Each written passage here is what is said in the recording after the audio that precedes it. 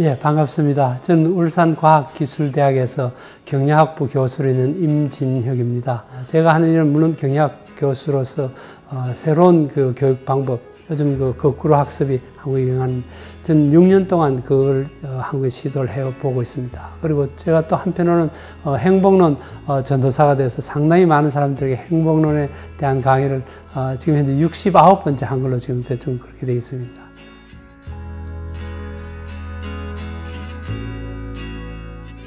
제가 2008년에 한국으로 돌아와서 이제 학교에서 이제 일을 시작했는데, 그러니까 40년, 68년에서 2008년 40년 만에 고향에 돌아온 게 되고요. 한국을 떠난 지는 그 1981년에 떠나서 2008년이니까 27년 만에 돌아온 것입니다. 물론 그동안 한국에 와봤지만은 이제 한국에 막상 정착을 여기 살려고 이제 와서 보니까 제가 떠날 때부터 한국이 굉장히 잘 살게 됐었어요. 근데 이제 그런 중에서 제가 친구들이든 주위의 분들을 만나보면 그만큼 행복하지 못하는 걸 볼 수 있는 걸 알게 됐습니다. 그리고 오히려 행복하다는 표현보다도 삶이 팍팍하다, 힘들다, 어렵다, 이런 용어들을 더 많이 쓰고 있더라고요. 그래서 왜 이럴까? 그리고 또 저희 학교의 경우는 모든 학생들이 정말 한국에서 우수한 학생들이 오고 또 100% 장학금을 받는 그러한 학생들입니다. 그러면 굉장히 행복하게 공부할 것 같은데 절대 그렇지 않거든요. 굉장히 힘들어하고 피곤해하고, 그래서 이상하다, 왜 그럴까? 행복해야 될 것 같은 사람들이 행복하지 않다는 걸 제가 발견했습니다. 그래서 이제 그런 걸 제 나름대로 이제 사석에 앉아서 이렇게 얘기를 하다 보니까 갑자기 3년 전쯤에 어떤 분이 그걸 한번 정리를 해서 강의를 좀 해 주십시오, 이렇게 하더라고요. 그래서 강의를 했는데 그게 반응이 좋아서 계속 또 이렇게 연결이 되고 사실 제가 뭐 행복론을 공부하는 학자가 아닌데도 이렇게 우연찮게 시작된 제 나름대로 본 관점을 설명을 한 것이 지금 현재 기록상으로 따져보니까 한 69번에 걸쳐서 했고요. 지금도 가야 할 약속 잡혀 있는 게 7회나 있습니다.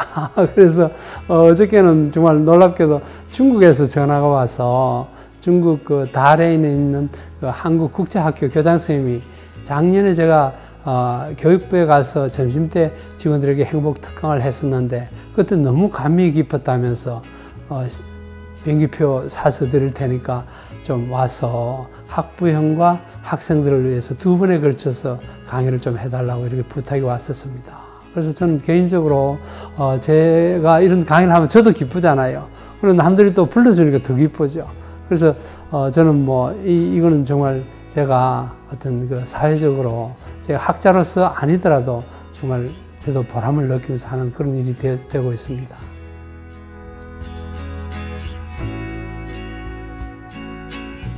원리적으로 따지면 행복은 간단합니다. 자기가 하고 싶은 일을 하면 되는 것인데, 문제는 우리의 삶 속에서 점점 내가 하고 싶은 일이 없어요. 그걸로 다시 말해서 내가 해야 할 일이 많지 않습니까? 그럼 이것들을 어떻게 우리가 해결하느냐의 차이거든요. 근데 이거는 내가 관점을 바꿔야 된다. 저는 그렇게 봅니다. 왜? 내가 하고 싶은 일만 하고 사는 사람은 세상에 없습니다. 그러면은 내가 해야 할 일이 많기 때문에 거기서 스트레스를 받고 어떻게 보면 힘들고 하는데, 내가 해야 할 일을 하고 싶은 일로 바꾸는 이런 것이 있으면, 그것이 되면은 좋은 것입니다. 얼마 전에 서울에서 전화가 와서 주말에 일을 좀 해달라고 그런 부탁이 왔었어요. 어떻게 따지면 주말에 더구나 지방에서 서울에 올라가려면 힘들잖아요. 근데 그분도 이제 부탁하는 분도 그러더라고. 힘드시지만 좀 해달라고. 근데 제가 괜찮다고, 나 오히려 가고 싶다고. 그래서 일을 위해서 가고 싶다는 게 아니라 제 마음에 얼른 뭐가 들었냐면은 몽천토성 이런 데를 한번 가봐야 돼, 이 기회에. 그러니까 제가 가진 일에다가 그 위에다가 하나의 다른 생각을 얻는 것입니다. 제가 하고 싶은 일을 얹음으로써 이 모든 전체가 제가 하고 싶은 일로 바뀌는 거예요. 그래서 일을 빨리 끝내고 내가 몽천토성에 가서 백제의 고분 유적을 한번 둘러봐야 되겠다, 이런 마음을 얻는 순간에 빨리 가고 싶다, 이런 생각이 들어요. 이런 것들이 우리 현대인들에게 필요한 어떤 삶의 어떤 지혜가 되는 것입니다. 직장생활 마찬가지잖아요. 힘들죠.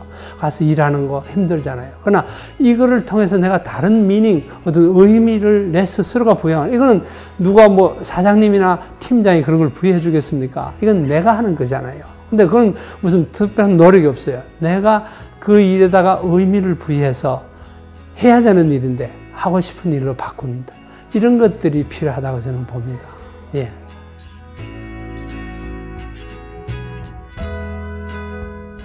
우리가 삶이라고 그랬을 때 경제적인 측면을 얘기합니다. 경제적으로 굉장히 풍부해졌죠. 그래서 이런, 즉 다시 말하면 소유가 많아진 거지 않습니까? 근데 소유가 많아지면은 신경 쓸 일도 많아지는 것도 아시죠? 근데 이 소유가 많아진 경우에 또 하나의 이제 소유가 많아지면 내가 가령 살독에 살이 많으면 내가 기분이 이제 안정이 좀 될 텐데 사회 자체가 굉장히 그 변혁의 시기를 겪고 있습니다. 이걸 경제학적으로 하면 불확실성의 시대라고 하는데 기술의 발전과 이 사회적인 어떤 흐름이 굉장히 변화가 빠르잖아요. 빠르기 때문에 내가 가진 이것이 내게 어떤 안정감을 주지를 못해요. 그래서 내가 벤츠를 탔다. 그럼 굉장히 기분도 좋고 내가 이제 행복할 것 같은데 누가 와서 옆에 걸지 않을까 밤에. 그래서 내가 주차할 때마다 불안한 거예요. 우리가 경제적인 어떤 소유가 많아진다고 그랬을 때 이것이 주는 다른 부작용이 내가 그런 것 때문에 걱정이 늘어나기 시작하는 것입니다. 예전 같으면 그런 것들이 내게 안정감을 줬었을 텐데 이런 것들이 역설적으로 내가 가짐으로써 어떤 마음의 평화를 얻고 그럴 줄 알았는데 오히려 그런 것들이 더 우리를 불안하게 하고 힘들게 하고 스트레스를 받게 하는 요소가 있는 것입니다. 즉 다시 말하면 그런 것에서 더 이상 우리가 행복이나 마음의 안정을 얻을 수 없다는 걸 역설적으로 얘기해 주는 것이죠.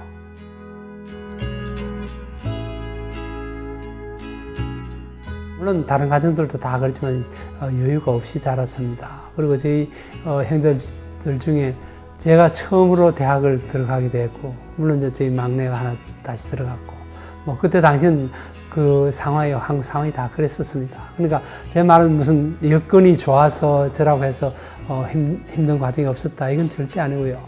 근데 저는 이렇게 제 인생을 돌아보면서 힘든 거 하나를 꼬집어내라면 저는 사실 없습니다.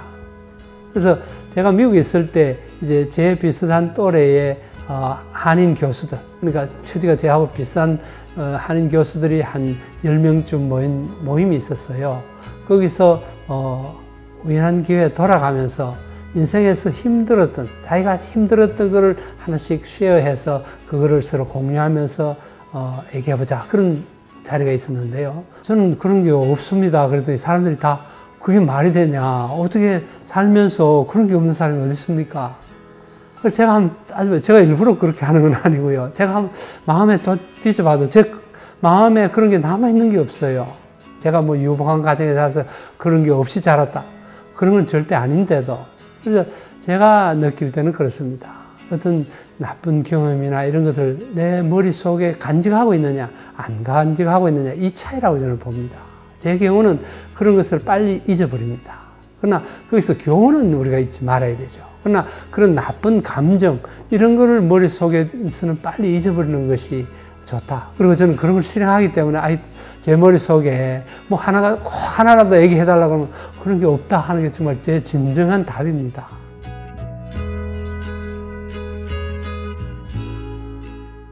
힘든 일이 일어났을 때 그 힘든 일 자체보다도 이 힘든 일을 어떻게 해결할까 하는 그런 걸 먼저 생각을 합니다. 이걸 어떻게 극복할까. 근데 많은 경우에 사람들이 그 일 자체를 걱정을 하거든요. 그래서 경영학적으로 말하면은 내가 할 수 있는 일과 할 수 없는 일을 구분하는 것이 첫 번째 단계입니다. 그래서 내가 할 수 없는 거는 그냥 받아들입니다. 그리고 내가 할 수 있는 4%를 내가 어떻게 할 것인가. 저는 그게 포커스를 맞추거든요. 많은 분들이 그러지 않습니까? 뭐 가정에서 남편이 늦게 오시다가 저기 뭐 사고가 나면 어떡하죠? 그래서 불안해가 부인이 잠도 못 자고 막 서성거리고 그러지 않습니까? 그래서 제가 미국에 있을 때 이제 위기 관리법에 대해서 잠깐 들은 적이 있는데, 그 위기 관리법에서 그런 설명을 해요. 사고가 난 뒤에 걱정을 해도 늦지 않다. 아래에서 남편이 밤에 늦게 와서 정말 교통사고 났다. 그때 가서 내가 생각해도 되는데 사고가 나지 않았을까? 사고 나면 어떡하지? 사고 나면 애들은 누가 키우지? 별 걱정을 사고가 나면이라고 걸어놓고 우리가 온갖 걱정을 하거든요. 근데 사고가 나면이라는 그 고리를 끊어버리면 전혀 문제가 없어요. 그래서 그거를 제가 듣고는 정말 맞다.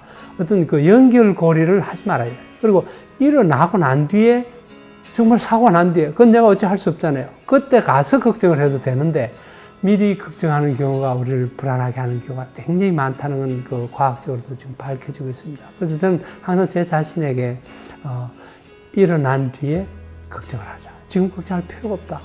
어떤 사건이 일어난 뒤에 내가 할 수 있는 것이 뭔지 그렇게 하면 굉장히 확률적으로도 아까 4% 정도로 줄고 또 그때 가서 걱정을 하는 것이 지금 어떻게 한다고 해볼 수 없는 거, 할 수 없는 일을 생각하지 않는다. 이런 것들이 상당히 그런 걸 극복하는 데 많은 도움이 됐다고 봅니다.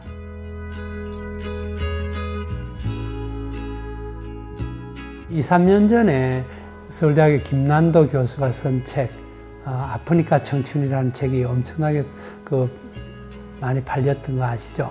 근데 작년에 대학에 안녕하십니까 하는 그런 대자보들이 많이 나붙었죠. 근데 대학생들이 안녕하지 못하기 때문에 그러지 않습니까? 20대가.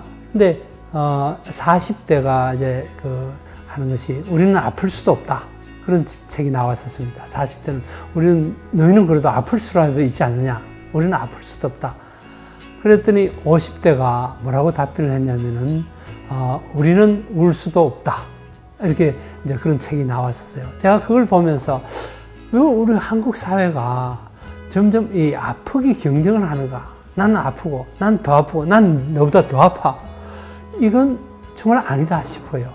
근데 우리 전반적인 사회 분위기가 좀 더 나은 방향으로 경쟁을 하면서 살지 않고 그냥 두면 이와 같이 정말 괜히 아프지 않아도 아플 것 같고 괜히 안 해도 힐링 캠프에 꼭 가야 될 것 같은 그런 걸 느끼잖아요. 그래서 이제 내 인생은 내가 주인이라는 개념으로 돌아와야 되는 것입니다. 특히 한국 사회는 이제 이웃과 이 미국 사회처럼 개인주의보다는 그래도 남의 눈치를 보면서 자라는 이런 사회이기 때문에 이제는 내 중심으로 좀 살아야 될 필요가 있다는 거. 내가 내 인생의 주인이고 내가 내 인생을 설계하는 사람이지 누가 내보고 얘기할 수가 없다. 더군다나 이제 40, 50이면 이제 인생의 어떤 내가 주인이 돼야 될 나이가 되거든요. 근데도 아직도 어떤 다른 걸 위해서 산다면은 힘들 수밖에 없는 것입니다. 그래서 저는 40대, 50대가 물론 나름대로 따지면 아직도 고민도 많고 은퇴 준비도 해야 되고 또 여러 가지가 있겠지만 그러나 확실한 그럼에도 불구하고 내 인생은 누가 나를 도와줄 수가 없다.